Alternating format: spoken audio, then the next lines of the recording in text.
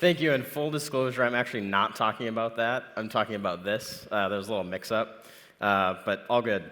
First of all, thank you. The last couple of days have been pretty awesome. I feel like a student here learning from everybody, and so it's been a lot of fun to learn from peers from all around the world and the different ways that we approach solving some of these problems. So I'm going to talk about OpenCloud today, which John mentioned in the keynote yesterday, and David talked about from a performance testing perspective yesterday as well. But we didn't exactly explain what OpenCloud is, other than it's our multi-tenant IaaS solution based on CloudStack. So I'm going to go into a little bit more detail today, but primarily from the point of view of the customer. And so the way that we approach our product development process at US Signal is really to bring the customer along the journey. And so I'll go through that today. And just for the record, we launched OpenCloud almost exactly 2 months ago, so we're very new to this. In January of this year, I don't even know if we knew what CloudStack was. So we went through a process, for obvious reasons, which I'll talk about, to find something else. And so that's what we'll talk through today.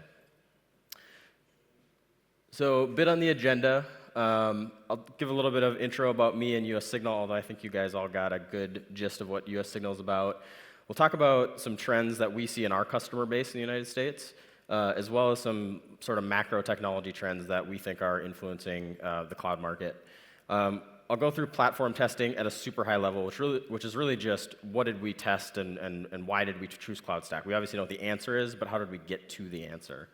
And then we'll talk about the current state of the product, as well as where we think we want to go with the product based on some customer demand. And I mentioned we launched the product 2 months ago. Happy to say, I think we have 2 customers provisioned on it now, 5 sold, and like 15 or 20 in the pipeline. So we're seeing a lot of great traction. And my clicker does not want to work.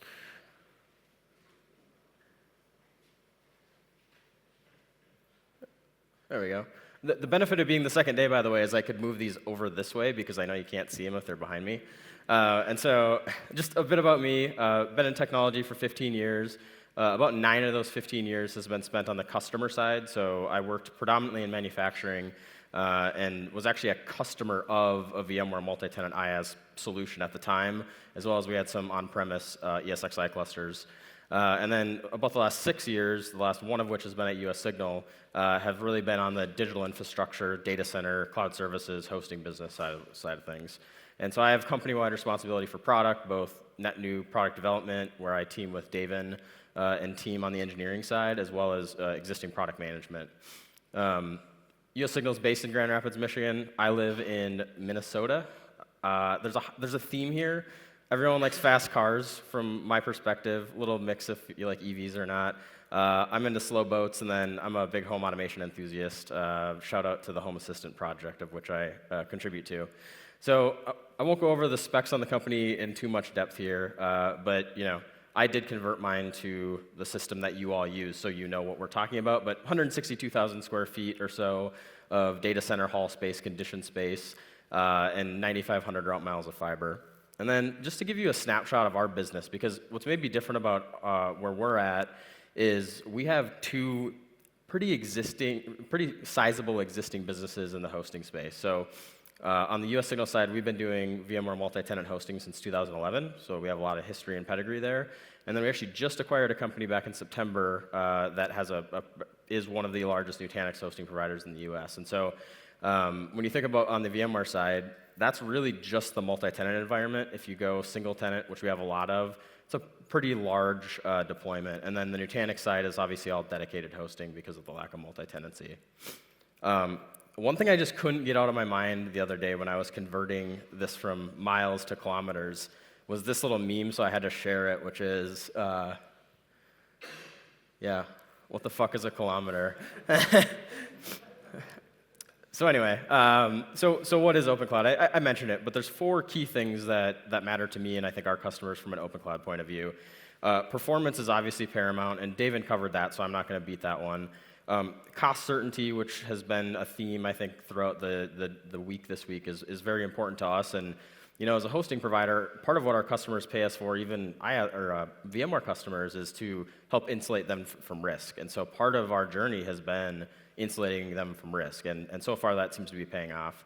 Security obviously paramount in the world we live in today, and then the flexible consumption modes, which I think for me is honestly one of the most exciting things about CloudStack, which is it's not just virtualization as a service, it's true cloud-like consumption, which I think in the IaaS space, it's primarily VMware. All the offerings look basically the same, and so this lets us differentiate out in the marketplace today. So let's talk a little bit about the customer perspective. How many have seen the technology adoption lifecycle? Is anyone familiar with this? So to give you a snapshot of who our customers are, and if any customers are listening to this later, I'm not calling anybody laggards, but our customers in the United States are predominantly established enterprises with mostly static workloads, and we have 2,500 customers, so there's a continuum of use cases, but they fit mostly in probably the late majority. In contrast, it was discussed that the CloudStack project is in the maturity stage. Our challenge is we have customers who are used to VMware and they're used to Nutanix, and so we have to help them cross that chasm, which is a big part of our go-to-market effort as we go through this product. So a couple things, and I'll step out of the way here, a couple things that I really think about that are really leading to the need for true cloud versus virtualization as a service, ignoring anything VMware, is really hybrid work, which has been reinforced by the COVID-19 pandemic, has led to work culture where there is no defined network edge, there's no defined office in a lot of cases, and so hybrid is mandatory to conduct business. And the other one would be network resiliency, which really enables you to be decoupled from the data center. We're a fiber business. We do have a partnership with Cato to do SD-WAN and SASE, and are seeing a lot of really great traction there. And then on the economic side, this has been prevalent for the last 10 plus years, is really the shift away from capital investments to giving me something that's more operational in nature. And really what that serves to do, and as I talk to customers, it's shifting the IT teams away from infrastructure as something that is important but not a differentiator, more towards the application stack. And so what we hope to do is to enable that with OpenCloud. And then on the technology side, I gotta mention VMware. But in general, we were talking about what cloud would look like before the whole debacle at the beginning of the year. But we can't deny that they're a big part of our business and a big part of a lot of our customers' businesses. But what we know is like the most conservative number I've seen, which is this Forrester number, is 20% of customers are looking for some other option. And so we don't want to just, we want to be there for our current customers, but we want to be there for all the other customers as well. And then, other things that we see kind of in the macro space is the success of the hyperscalers. And by the way, we're friends of Azure and AWS. We have an Azure design, build, and manage business today, and may do the same in AWS here shortly. But the reason that I bring them up is not to point at the big revenue numbers, which I like, but is really to talk about why they got there. And I think it has to do with the consumption modes, the ability to swipe a credit card and be super easy and flexible, the ability to have a deployment anywhere in the world in the click of a button, have unlimited scalability and scaling, and then service integration with the platform as a service options. And from our point of view, we're not trying to solve for all of what Azure and AWS do. That's a fool's errand. But we want to take the best of what they do and apply it to our private environments. So how do we know this? We know this because we talk to our customers a lot. Back in February, I brought a group of customers into our office in Grand Rapids, Michigan, and we spent a half day talking through some of the challenges around technology in general, but the focus was heavy on what do we do in a virtualization space.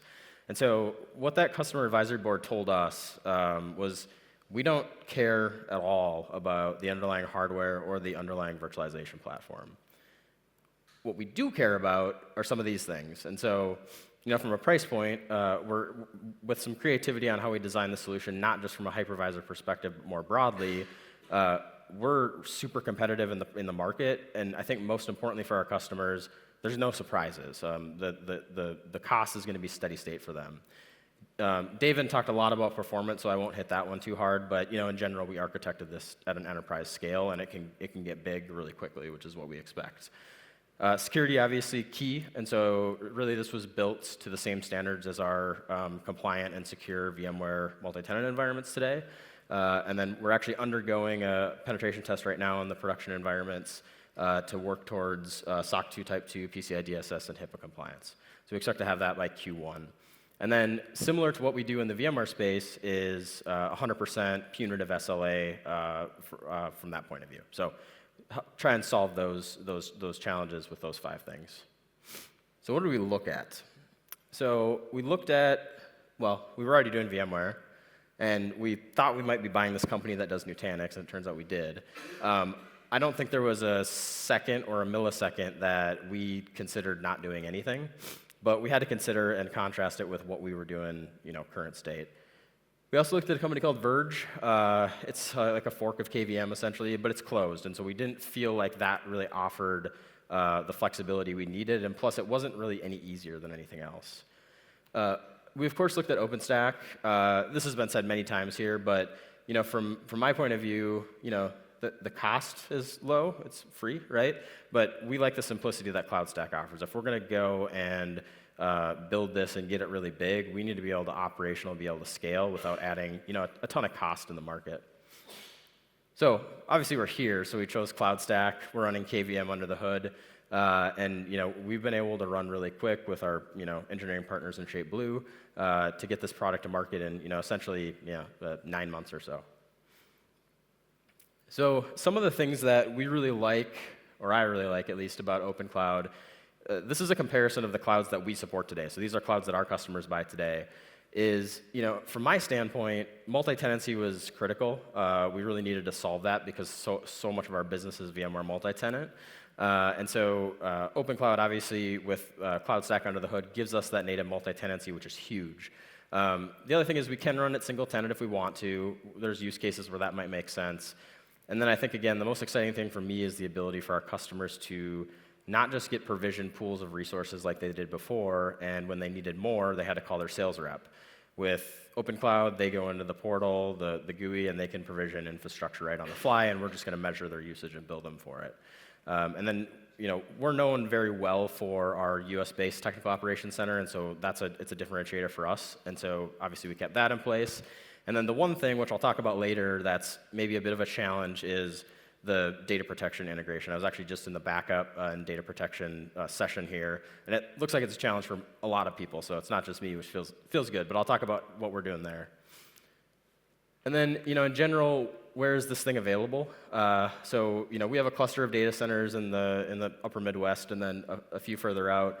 Our approach was really, let's give, East Coast and West Coast coverage via Detroit, as well as Denver, which is coming online as soon as David gets it online. We got a few days left in the month, so we'll keep that commitment for now.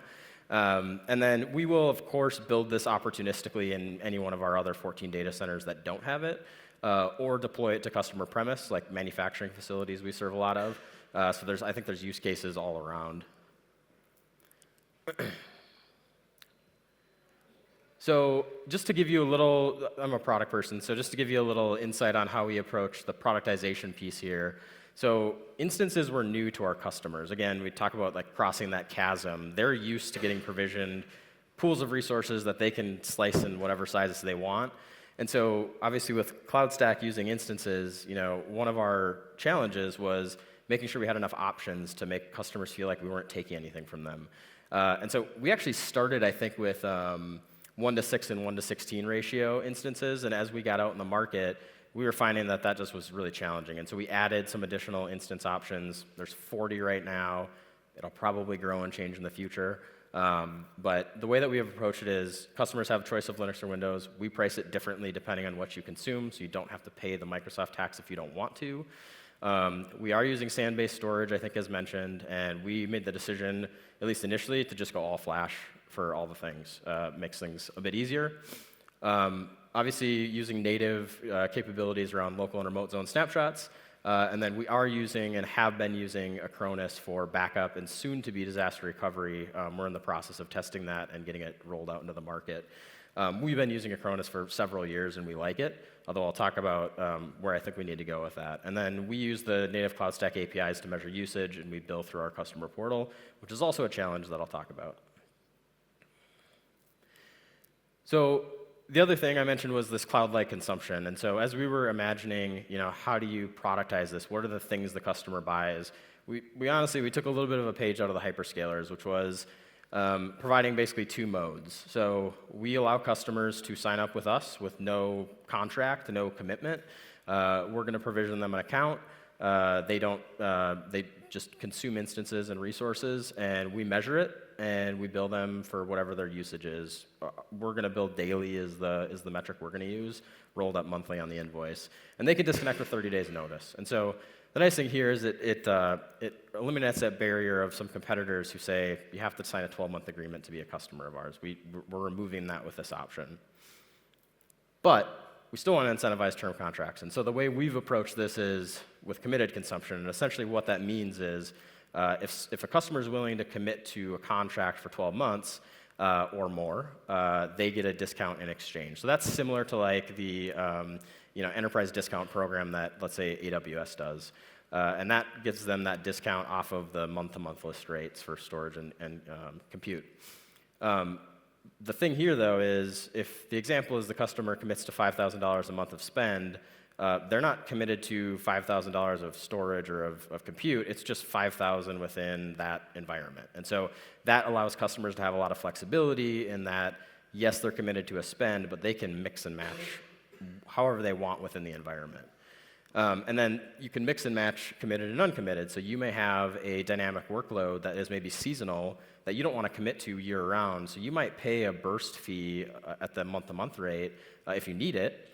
Or we will allow customers to recontract in real time to get that discount and realize that savings if that workload or usage is going to be static. So I mentioned, we're helping customers cross the chasm, essentially, and so there's objections, right? And we wanted to make this as easy as possible because, at least in the United States, enterprises are like Ford versus Chevy or BMW versus Mercedes is maybe the comparison here. They're really like tight on what they're using, and so we have to help them get past that. So as we did this, one of the key things, and this was new for us at least, was being really open and honest about our documentation. So this is public, it's on a portal, you don't have to go through a password or anything, and the engineering team did a great job of pulling things from, yes, CloudStack documentation as well as some specific things that we do. And for us in the sales process, this is actually really nice because we can just send this to customers and they can see all the documentation. It happened on more than one occasion when I was a customer. I would buy something and find out there was no documentation, and that really is irritating. So you only make that mistake once, and then you test, and so we want to make sure we test that. And then obviously this is live, and so we're updating it as we make changes or find bug fixes or whatever those things might be. Another thing we did, which I think John alluded to a little bit, was we published a series of videos that are how-tos. They're essentially videos of the things that the text describes. It just appeals to a different type of learner. There's a lot of people who would prefer to watch a video rather than read text. That's me. And so we're covering kind of the basics here, and then as customer use cases come up, we'll just expand it. And these are, again, public on our YouTube. We're not hiding them. There's nothing proprietary per se there. We just want to be kind of open and honest about it with customers. And then the last one is, again, being really public about what we're doing. And we've been, writing, there's 6 or 7 blog posts out there. This was a paper that I just co-authored just on comparing, because now we have choice, which is good, but choice also means you have to make a choice. So how do you drive a customer to a decision and a choice? So we're building content to help kind of leverage that process. And then we'll talk about some things we've learned so far. Number one, open source in the United States is a little weird. Like, people are kind of scared of it for some reason. But at least so far with the customers I've talked to, which has been many, in general, the as-a-service model sort of removes that scary factor because they're making a signal be responsible for that, right? And of course, we partner with ShapeBlue to help us from a support perspective, but haven't really had many objections about the fact that the platform is open source. Really, not much at all. The other one, which is in process, is that the digital experience is key, right? We're using the vanilla CloudStack interface or GUI to provision resources, but if I'm looking forward 6 months from now to a large customer that wants some semblance of governance or spend limits or things like that, we're going to have to figure out how to solve that in the long run.